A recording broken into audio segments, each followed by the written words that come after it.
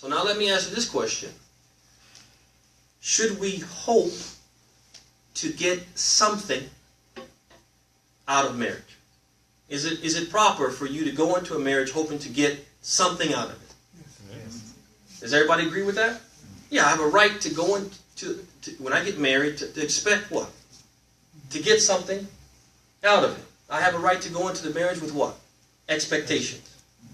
Okay? Alright, if so, if it's proper to have expectations, what? What should be my expectation? Those expectations are right or wrong, and if they're going to have a positive or negative impact on the marriage. Shouldn't that be? Shouldn't that be a dependent factor on the motive you did first? Say it again, Yashir? Shouldn't that be like didn't the motive that you did, the motive behind the marriage shouldn't be what is the outcome? The outcome should align what the motive. Ahsan. So the outcome I expect, the motive I have, should be consistent with the outcome I expect. Does that make sense? Tfadl Sheikh, I like that. Tfadl Sheikh. If the marriage is for the cause of Allah, then you would get, both of you will be pushing each other to be better Muslims, to be better believers. Then you have somebody who, if it's time for salat or something, you know what I mean, who's pushing you, saying, "Man, did you make salat today? MashaAllah. You know, let's get it." You know, versus for the other factors, you're not even focusing on the Islamic principles that's supposed to bind you. You married for money, then they won't even care if it's time for salat. They don't care if you have kalak, good character, toward other people. Do you have money or not? Different. Right. And so you're kind of echoing what he said, but just giving a practical example. That basically the motive's going to dictate. It's okay to expect to get something out of it, but what we expect is going to produce a certain result. Okay? All right. So I think we all agree that we have a right to expect something. To get married, expecting to get something out of it. So now I want to ask you a question. Does Allah want us to get something out of marriage? Okay? Does He expect marriage to produce something? He does, right? So what does He want couples to get out of it? And shouldn't we care about that? Because if what we hope to get out and strive to get out is consistent with what Allah wants us to get out of it, then most likely the outcome is going to be good. Does that make sense? Does that make sense? So if we make what we want to get out of it in line with what Allah wants, then we're likely to be what? Happy, and the outcome is likely to be good. Does that make sense to everybody or no? Yeah. Does that sound crazy or does that make sense? That makes sense. Like Mumtaz. So Allah subhanahu wa ta'ala, He tells us in the Quran that He wants people to get, or Muslim couples to get, 3 things out of marriage. Okay? The first thing is He wants couples to be a garment for each other. He wants you, the husband, to get a garment. And He wants the wife to get a garment. What does that mean? Allah subhanahu wa ta'ala says in Surah Al-Baqarah, the 2nd surah, verse 187, He says, Hunna libasul lakum wa antum libasul lahun. He says, they, your wives, are a garment for you. And you are a garment for them. The word Allah uses in this verse is libas. Libas. And literally we can translate it as garment. But it comprises a number of meanings. And it's important for us, that's why we read the Quran, and when we read it, we just don't read it and just take the superficial understanding that we have to delve deep. Because it gives you a message about what Allah expects marriage to be, and it teaches you a lot of things that we don't necessarily get by just what? Making a cursory glance of the ayah. So He uses this word libas, which literally can be translated as garment, but it comprises a number of meanings. The first meaning is sitr. Sitr means a covering or something that does what? It conceals faults. A sitr. So one meaning of what Allah expects a husband and wife to be for each other is something that does what? It covers and does what? conceals faults, and doesn't do what? Exposed. Expose them. Just think about that. Think about that, and think about the reality of many relationships where what? People have a tendency, instead of what? Covering faults, have a tendency to do what? Highlight. To shine the white light of shame on faults. Right? That's contradictory to what Allah says marriage should be, right? طيب, another meaning of libas is firash. Firash. What does firash mean? It's a bed. A bed. Another meaning is lihaf. A wrapper. A wrapper or wrapping. And the last one is second. Second. Which is something that relaxes you and puts you at ease. It relaxes you and puts you at ease. I want you to reflect. Before we go past that, just reflect on these 4 meanings and then the reality of what? Of maybe your own marriage or other marriages that you know. And ask yourself, is this what marriages are like in Islam? Is this how Muslims are getting on? It says what? Sitr. Concealing. Something that conceals faults. Firash. A bed. Lihaf. A wrapping. Second. Something that relaxes you and puts you at ease. So what's the message? Allah expects couples to be close to one another. I'm going to ask you honestly, is there anything closer to you than your garments? He wants them to be close to each other. Not to be what? Distant. You're sitting on one end of the couch. I'm sitting on the other end of the couch. You're in the front of the house. I'm in the back of the house. You're watching TV up there. I'm watching TV back there. He doesn't want that for couples. He wants them to be what? Close. Says he wants them to be what? Connected and attached to each other. Like what? Like a wrapper is attached to the thing that it what? It wraps up. He wants them to cover each other's faults. Like a covering, a sitr, right? It covers, it conceals. He wants them to beautify and accentuate each other. Just like what? You put on nice clothing to make yourself look nicer. You already look nice. Everybody, all y'all handsome, right?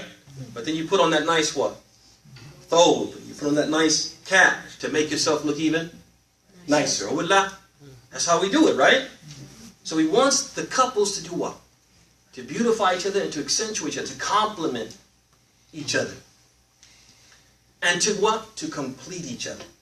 Just like if one of us goes out without a shirt, we say, oh, something's missing. I'm incomplete, right? So what? The clothing is what? It completes us, so that they're supposed to complete each other. Also, he wants them to enjoy intimacy with each other. To be intimate with each other. That's why one of the meanings of what? Libas is what? Firash. The bed. Right? And he wants them to protect each other from harm. Like what? Like when you go out and it's cold outside, what do? You put on extra what? Clothing, because that extra clothing protects you from what? And protects you from the cold. And when it's hot outside, you wear what? White. Because white does what? Reflects and protects you from what? The heat. So you use these clothing to protect you from the elements, and likewise, husbands and wives are supposed to protect each other from harm. And he also wants couples to rise above the level of animals and uncivilized creatures at those times when they attempt to satisfy the cravings of the flesh.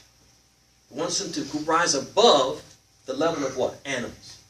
Not to behave like animals when they what? When they're intimate. Because animals don't do what? Animals don't wear clothing, do they? Animals don't wear clothing. But human beings do, because they're more civilized. So he expects human beings to be more civilized, which is why he said, Hunna libas. They are a garment for you. You guys see that? You see all those meanings? And these are the things that, from these meanings, we understand what Allah expects for us to get out of marriage. But number two, the second thing. He wants couples to live with each other in a manner which is commonly deemed appropriate. Live with each other in a way which is commonly deemed appropriate. وَعَاشِرُهُنَّ بِالْمَعْرُوفِ. And live with them in a manner universally accepted as good. So this includes both verbal and physical interaction. The way that you talk to each other and the way that you what? You practically deal with each other. So husbands are expected to cohabit with their wives appropriately, according to the customs and the culture of the time and place in which they live. So in general, this requires that the husband should be what? Kind.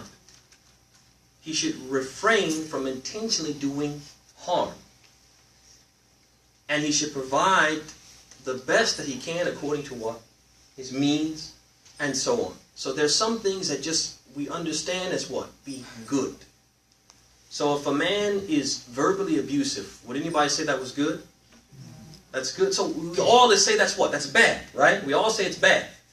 So Allah is saying what? Don't do that. Because you're supposed to behave with them in a way which is universally accepted as what? As good. Everybody says saying nice things is what? Is good. So you say nice things. But last but not least, Allah subhanahu wa ta'ala wants the marriage to foster tranquility, love, and mercy. What should a couple get out of it? They should get peace. Okay? A woman shouldn't feel like, oh, man, shoot, he'll be here in 5 minutes. Doesn't want him to come home because there's not going to be peace. If he comes home, it's going to be hell until he leaves again. And the husband shouldn't be the one who what? Gets off work and he's like, man, is there some errands I could run? Yeah, I think we need groceries. I think the car needs an oil change. I think I need to drive to Charlotte. And, no, I mean, he shouldn't be running away from the home. Why? Because as soon as I go home, it's going to be what? It's going to be a fight. No, he wants couples to find what? Tranquility and peace.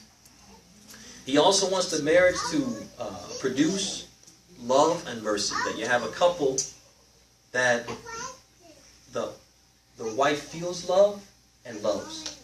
The husband feels loved and loves. And they're both what? Merciful to each other. Allah subhanahu wa ta'ala, He says, وَمِنْ آيَاتِهِ أَنْ خَلَقَ لَكُم مِّنْ أَنفُسِكُمْ أَزْوَاجًا لِتَسْكُنُوا إِلَيْهَا وَجَعَلَ بَيْنَكُم مَّوَدَّةً وَرَحْمَةً إِنَّ فِي ذَلِكَ لَآيَاتٍ لِقَوْمٍ يَتَفَكَّرُونَ. He says, and among His signs is that He created for you from yourselves mates, that you may find tranquility in them. And He placed between the two of you affection and mercy. Indeed, in that are signs for people who reflect. So Allah subhanahu wa ta'ala is telling us here that the wife is supposed to be a source of peace for the husband. So that means that rather than vex, annoy, agitate, upset, or incite his anger, she should interact with him in a way that does what? Relaxes him. And puts his mind at ease. Man goes out and gets beat up all day at work. Don't let him come home and then you what? I'm going to finish you off. Right? No. Put him what? Let him relax. Put him at ease, etc. And he also tells us that marriage in Islam should cultivate and produce love and reflect and exemplify mercy and compassion. That when people, forget about people, when the couple themselves, when they take a step back and contemplate their interaction with each other, they should be able to say, yeah, this is a relationship which is what? Loving. It's a relationship which is full of what? Mercy and compassion. They shouldn't feel like this is an abusive relationship. They shouldn't pull away from it and say, reflecting on how we interact, we're abusing each other. They shouldn't say that. We hate each other. No, they should come away from looking at their situation honestly, objectively, and say, yeah, we have a loving relationship and we have a merciful relationship. But so these are the meanings, these are the emotions, these are the conditions that Allah dictates that marriage should bring about. This is what He wants couples to get out of marriage. And unfortunately, many Muslim marriages are devoid of the happiness, the tranquility, the repose, the peace, the love, the mercy, etc. that are described in these verses. So the question is for us, the task for us, the challenge for us is, how do we introduce these qualities in our marriages if they're non-existent? Or how do we do what? Increase them, cultivate them if they're in short supply. So before I get into how we do that, I want to mention what we call the traditional method. When people have problems in Islam in their marriages and they come to someone to resolve the problem, or you get those questions, where you get those lectures where there's a question about what? My husband doesn't treat me well, or my wife and I don't get along, whatever. The answer or the solution that's typically given would be what? Huh? What is it? What is it? Say it, say it. Make dua. Okay, so make dua, that might be one thing. Okay, that might be a suggestion they give you. But if it's, okay, that might even be the treatment they give you. But what advice do they typically give? What advice is typically given? Huh? Okay, be patient. That's not bad. But what practical advice do they give? Counseling. Counseling. Okay, they give you counseling. In the counseling, what does the counseling usually consist of? Traditionally. A lot of talking. Talking about what, though? What do they talk to you about? About the problem. Okay, you tell the problem, and then what do they say? Listening. Huh? Listening. Okay, let me ask you this question, because none of what you said is wrong, but you tell me if this is right. That you'll be told, for example, the wife will be told, look, you need to cook, you need to clean, you know, obey your husband, you need to, okay? So she'll be told all of her what? Duties. Right? And then the husband will be told, look, you need to provide, you need to do this, you need to do this. And so he'll be given a laundry list of his duties. Do you guys agree with that? That oftentimes that's the solution that's given. Books are written, and that's what it is. The rights of the husband, the rights of the wife. Is that not so? Mm-hmm. This is what we call the traditional method. And I'm not saying that that's totally wrong. Okay? I'm not saying it's totally wrong. But that method, it does have some drawbacks. I mean, there's no question we need to know what our rights are, right? So we don't ask for what? More than what we're entitled to. Is that not so? And we need to know what our duties are so we don't fall short and we're not guilty of negligence. Does that make sense? So you do need to know that. But should we confine the answer to that question, how do we make our marriages better? Should we confine to just what? A laundry list of rights of the husband, rights of the wife, duties of the husband, duties of the wife? Is that how we do it? Is that sufficient? I don't think you can suffice with that. Why? Because it has this approach has some drawbacks. The first drawback is it encourages keeping score. It encourages keeping score. You guys know what that is? Mm-hmm. Keeping score is, okay, I give not for the sake of giving. I give expecting to what? To receive. Okay? And when I don't feel like whatever I gave was properly reciprocated or compensated, then I'm going to be what? I'm going to be full of resentment, bitterness, and animosity. I'm angry with you because I gave 5 and you only gave 4. You guys see that? That's what that creates, that mentality of scorekeeping. These are my rights. I'm giving you your rights. Where are my rights? And you start what? Keeping a running tally. And every time you feel like they have slighted you, it makes you what? Angry. Fills you with bitterness. Fills you with resentment. Because that's one thing. Another thing is that this traditional method, these are your rights, these are your duties, these are your rights, these are your duties. That method, it may work for those who do not know these rights and they don't know it. So they need to be educated. So that may work for them. But what about the people who don't know how? Right? Okay, I know these rights, but I don't know how to fulfill them. Or I don't know why I should do it. I don't know the ghaya, the objective, the aim. And I don't know how to assess whether or not what? I'm doing it properly. I don't know that part of it. You follow what I'm saying?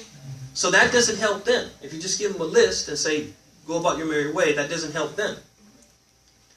Also, rights alone don't foster love, mercy, tranquility. They don't foster those meanings which Allah said we're supposed to get out of marriage by themselves.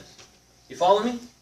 So let's say a man comes home, right? And his wife always has the house clean, and she has a meal on the stove, and that's it though. She doesn't interact with him, she doesn't talk to him, she doesn't, she kind of ignores him. But I'm giving you your rights. You follow me? Is that going to make him love her? Is that going to make him feel loved? So rights alone can't achieve the objective. There's a little bit more to it than that. So for that reason, the traditional method is only partially effective. Walaikum salam. It's only partially effective. So what we want to do is we say that, look, what couples need to do is they need to have an objective-based approach to their marriage. And I'll tell this here. Sometimes they might be fulfilling the rights, but then they're fulfilling the rights, but sometimes that's not the problem. That might not be the problem. I said that's a good point. So again, just that approach wouldn't be enough, would it? So what I'm suggesting, what I say is that what couples need to do is they need to have an objective-based approach to their relationship.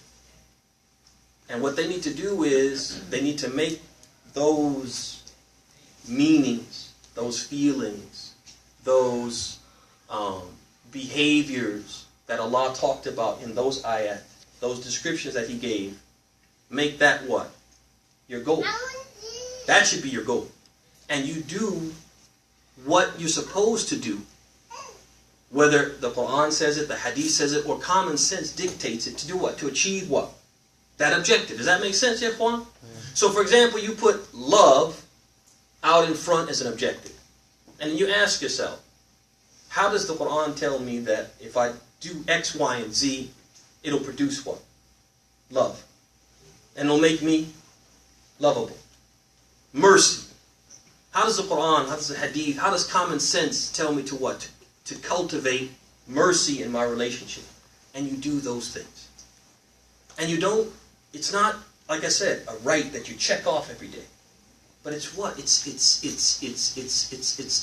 a behavior, it's an interaction that is going to produce what?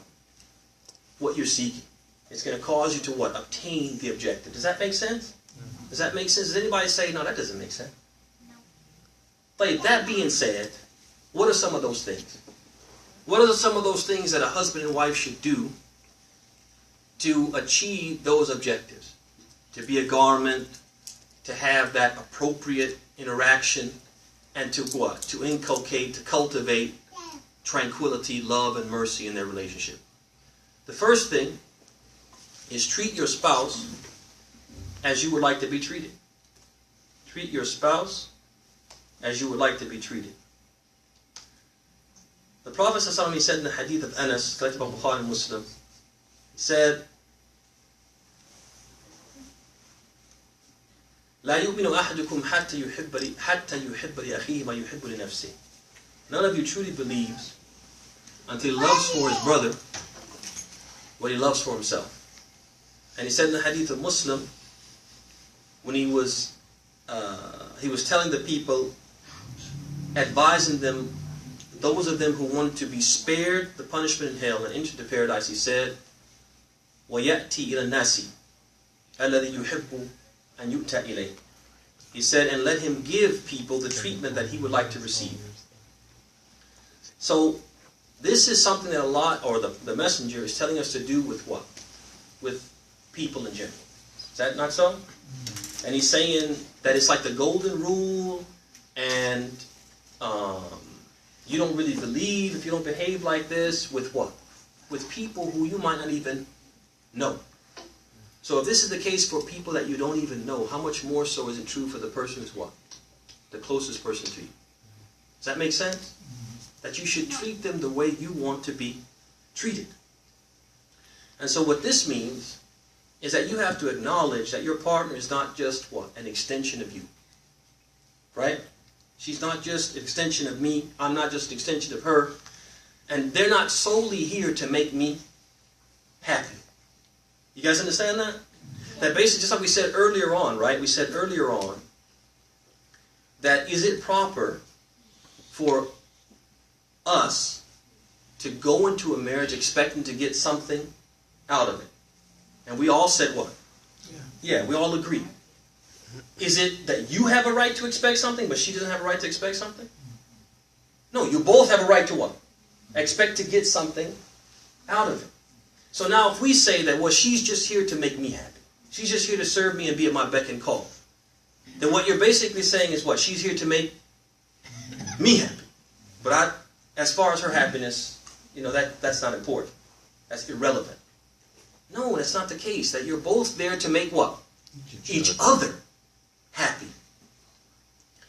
And so she has needs, and her needs are just as important as what? Your needs. She has to feel that what she feels, what she wants out of the marriage is just as what? Valuable as what you want. And you both strive to do what? To give each other what you need. Okay? This is critical. And the early Muslims, they understood it like this. That's how they understood it. And they teach us. So for example, Allah subhanahu wa ta'ala says in the Quran, وَلَهُنَّ مِثْلُ الَّذِي عَلَيْهِنَّ بِالْمَعْرُوفِ وَلِلرِّجَالِ عَلَيْهِنَّ دَرَجَةٌ. It says, and women have rights over their husbands similar to those which their husbands have over them, in accordance with that which is universally accepted. But men have a degree over women, and Allah is Almighty, All-Wise. So now commenting on this verse, Ibn Abbas, he said, وَإِنِّي أُحِبُّ أَنْ أَتَزَيَّنْ لِإِمْرَأَتِي كَمَا أُحِبُّ أَنْ تَتَزَيَّنْ لِي. He says, I love to beautify and adorn myself for my wife, just as I love that she beautifies and adorns herself for me. I don't say, woman, fix yourself up, and I'm a slob. You guys see that? No, if I want her to look nice, then I what? I try to look nice. Okay, and I don't feel like she needs to make me happy and she's not looking right. Go comb your hair, go brush your teeth, go, and he's what? His hair is all over the place. His teeth have black spots on them, right? Breath is, intolerable. The mustache is not cut. Mustache is not cut? My mustache is always cut. All right.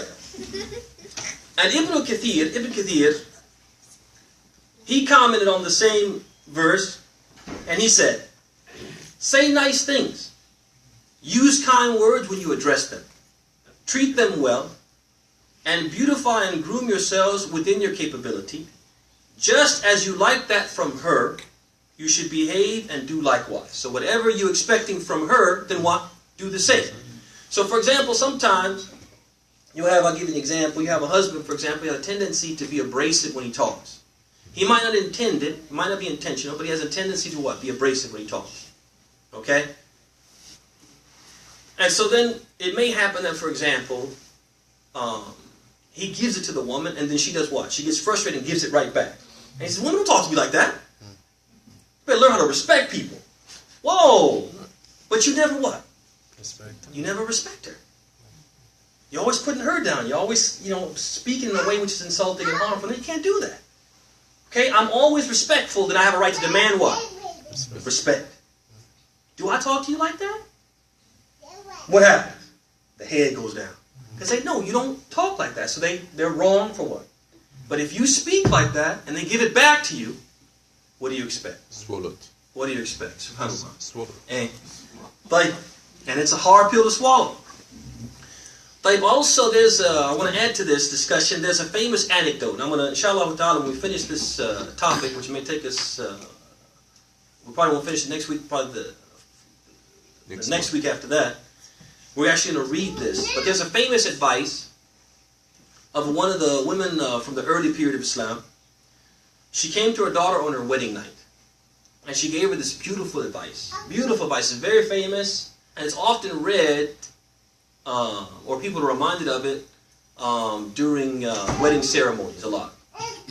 So at any rate, part of that, that's applicable to our discussion, is that she told her daughter, she gave her advice, she said, Kuni lahu ama.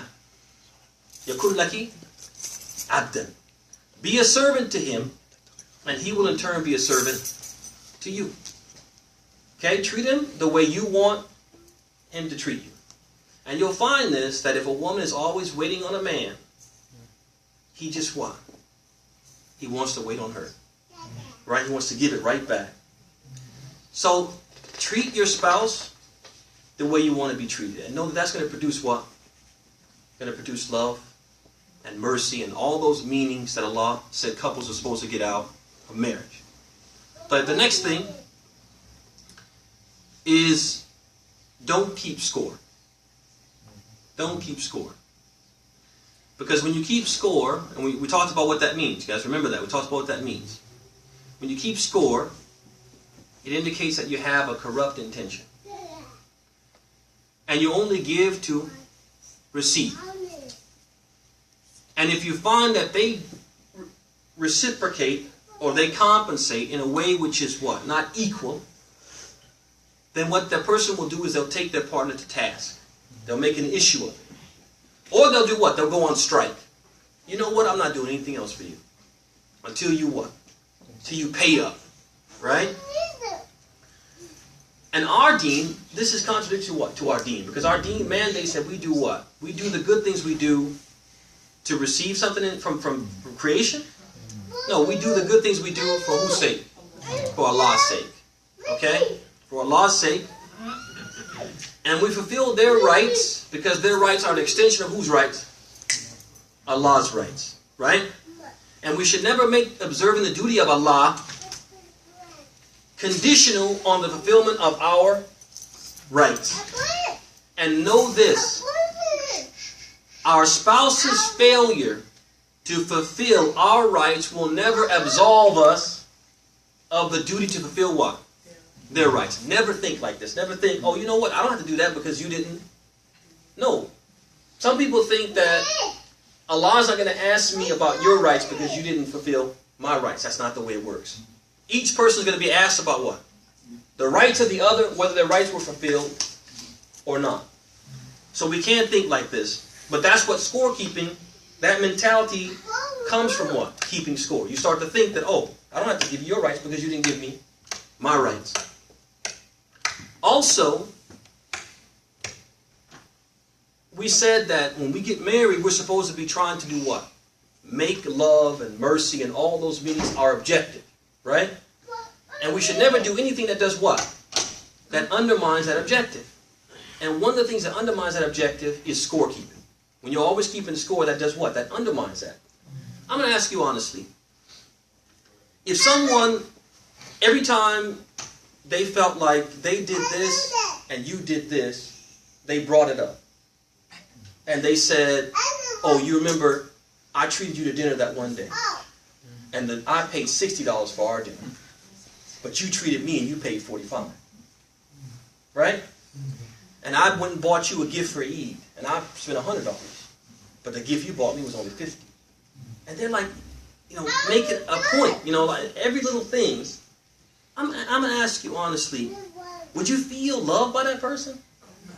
Would you feel that that person is giving you they have a mercy on you? No, you feel that that person is what? Is somebody who what? They're looking to what? To find fault. They're looking to start an argument. They're looking to antagonize you, incite you, provoke you, etc. And I'm going to give you an example, and I want you to listen to this and tell me if a person was if you were in that situation, would you feel loved? Would you feel this is a merciful or abusive relationship? So the person they say, this is an example of a scorekeeper. I keep a running tally of the things my partner does. I actually write it down. Leisure activities. He went fishing with his friends. He went to play basketball with his buddies. Outings with friends. The amount of time spent with our children. He took them out, but he only took them out for an hour. And you write that down. Right? Okay? The amount of time spent with our children. and chores completed. And chores completed. I never let my spouse get the upper hand. And when they mess up, I never give them a free pass. If they do anything wrong, I'm going to tell them about it. If I do my spouse a favor, I make sure to remind them every chance I get and mention the great inconvenience it caused me. So, for example, now listen to this. Even I'm going to be honest with you. I don't think the word favor should be mentioned in a marriage. I don't think that a husband does a favor for what? His wife. And I don't think a wife does a favor for their husband. But right there, that tells you the mentality of the person. I'm doing you a favor. I don't have to do this. And so it's what? A favor. Not only is it a favor, it's a favor I'm going to do what? I'm going to hold over your head. It's a favor I'm going to hold over your head. And she says, I remind him every chance I get. I remind him every chance I get. So remember, you wanted me to pick up your cleaning on the way home that day? And I had to go a block out of my way. I had to go a whole block out of my way. And they make sure to do what? Mention it every time they find it what? Convenient. Right? Every time they find it convenient. And I mentioned the great inconvenience it caused me. I'm asking you honestly, that's a person who loves someone? That's a person who's merciful to someone? Is that going to bring about tranquility? Do you feel at peace with that person? You know why you don't feel at peace? Because every time you go to do something, you're thinking about, is it going to be enough? What are they going to say? Are they going to criticize me? How much did they spend on the Eid gift that they gave me? Because I got to make sure that I spend more. I don't know what they're going to buy. You know, you follow what I'm saying? So you feel like what? There's a bunch of anxiety and tension that should not be there. But that tension is there. Why? Because the person is always what? Keeping score, and every little thing you do, they're going to take you to what? Take you to task for it. So this is, again, one of those things that undermines the meanings that Allah wants what? Marriage to produce. What time is it then? What about it? Okay. Play. All right, let me give you another one. The third one is lift your partner up rather than put them down. Lift your partner up rather than Putting him down. put them down. Him. طيب. يا إخوان وأخوات, making insulting remarks and ridiculing your spouse is one of the fastest ways to introduce animosity, Hatred. tension, resentment, Fight. bitterness, hatred, all those meanings into what? Into your relationship. This is how you bring that in. And all those meanings are what? Contradictory to what you're supposed to be trying to what? Cultivate, foster, and produce. How can saying something that will make your partner feel sad, feel insecure, inadequate, how is that supposed to make them happy, make them love you, make them feel loved? I'm asking you, just common sense. And that's what he said. It's not just Quran and Hadith, it's also what? Common sense. Common sense. If I say you're ugly, you're fat, you're this, your hair is this, if I say that, that's going to make them feel loved. That's going to make them feel, oh, this is a merciful relationship. Oh, that's awesome. Give me some more of that. I'm asking you. It's not common sense tells you don't what? You don't fling insults because that's not going to create, it's not going to foster love and mercy. Which is why the Prophet ﷺ used to advise. He would say, وَلَا تُقَبِّحْ. Do not say to your spouse, you are ugly. Now this is specific. It's don't say you're ugly, but really, it's an example. It's more generous. Isn't the Prophet is saying, don't do what? Don't insult your spouse. Don't say anything mean to your spouse. Don't say cruel and hurtful things to your spouse. He also instructed, sallallahu he said, مَنْ يُؤْمِنُ بِاللَّهِ وَالْيَوْمِ الْآخِرِ فَلْيَقُلْ خَيْرًا أَوْ لَيَصْمُتْ. He who believes in Allah on the last day, let him say something good or remain silent. If I don't have anything good to say, be quiet. And this even includes when your wife prepares food. The Prophet ﷺ, and we're going to read extensively about his character in all these different spheres, including with his wives. The Prophet ﷺ, let me slow down a little bit, ﷺ, when food was given to him, he either ate it And if he ate it and he liked it, he would compliment it. Or he would just do what? Leave it. But he would never say, what the heck is this? He would never do that. He would never say it's too salty, it's this. No, he never does that. Just what? And that's it. He wouldn't say anything. So this includes what? He wouldn't even say something insulting about the food. Because it's going to do what? It's going to hurt her feelings. So you either have something good to say, or what? Or say nothing at all. So in the marital context, what does this mean? It means, like the scholars have said, it means say nice things. Speak kindly and politely, as opposed to harshly and politely. If there is more than one way to say something, choose the best and the nicest way to say it. Right? So what we typically do is we have a tendency to say something in the worst way. Okay? So, let's say you're in a hurry. Okay?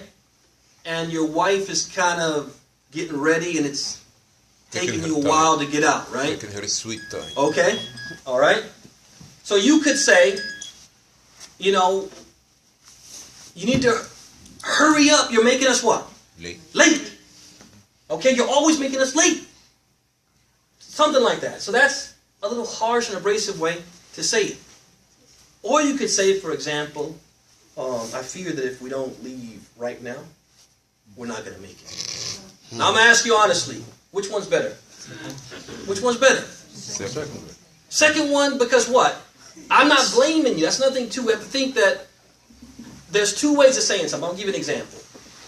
Let's say someone was supposed to send me an email with a file, okay?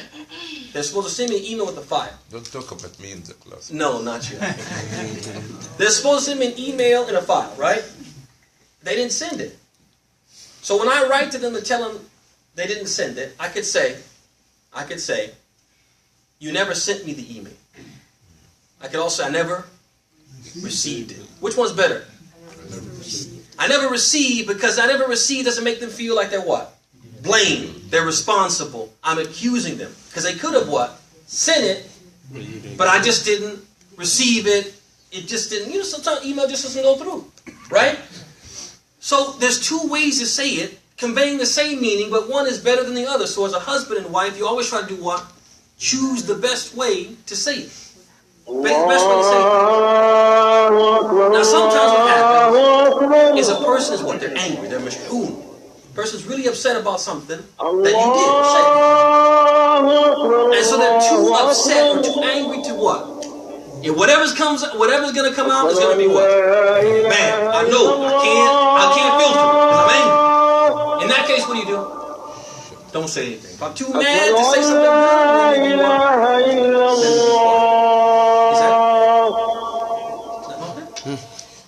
There's a better way than say yes.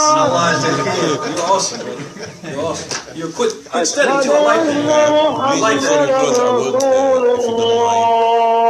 If you don't mind, the word universal,